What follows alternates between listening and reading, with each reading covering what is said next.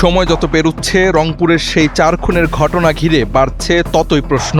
এবারের আলোচনা উঠেছে হত্যাকাণ্ডে গ্রেফতার এক আসামির গায়ের শার্ট নিয়ে। কারণ তার পরনে থাকা শার্টের সঙ্গে হুবহু মিল দেখা গেছে মরদেহ উদ্ধারের দিন ঘটনাস্থলে থাকা রংপুর মহানগর পুলিশের এক কর্মকর্তার শার্টের। আর সেই মিল ঘিরেই সামাজিক যোগাযোগ মাধ্যমে শুরু হয়েছে নানা আলোচনা ও রহস্যজনক প্রশ্ন।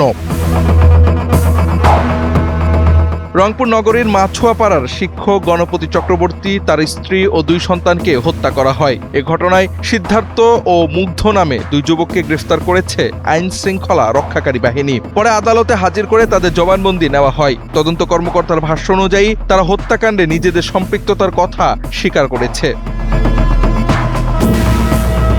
তবে 2 আসামির স্বীকারোক্তির পরও মামলাটির বিভিন্ন দিক নিয়ে প্রশ্ন উঠছে। বিশেষ করে গ্রেফতার এক আসামির গায়ে থাকা শার্টটি নিয়ে নতুন করে বিতর্ক শুরু হয়েছে। জীবন অবাক না করলে কে করবে? 28% মিল্ক ফ্যাটের অবাক করার সাথে ফ্রেশ মিল্ক পাউডার। জীবন অবাক করুক প্রতিদিন। স্থানীয় বিভিন্ন ফেসবুক পেজে লাইভ ও ভিডিওতে দেখা যায় মরদেহ উদ্ধারের দিন ঘটনাস্থলে থাকা পুলিশের এক কর্মকর্তার পরনেও একই ধরনের শার্ট ছিল।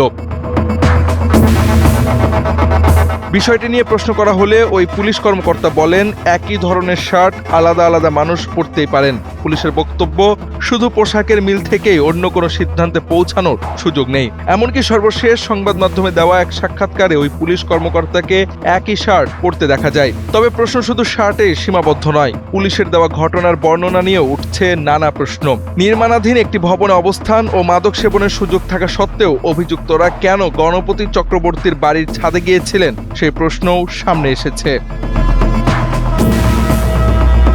নির্মম এই খুনের ঘটনায় 2 আসামি গ্রেফতার হয়েছে, আদালতে দিয়েছে জবানবন্দিও। কিন্তু তদন্তের নানা অসঙ্গতি নিয়ে আলোচনা থামছে না। আর এখন একটি শার্টের মিলই যেন সে রহস্যে যোগ করেছে নতুন মাত্রা। প্রশ্ন উঠেছে, এটা নিছক কাকতাল নাকি এর পেছনে আছে আরো কোনো অজানা গল্প?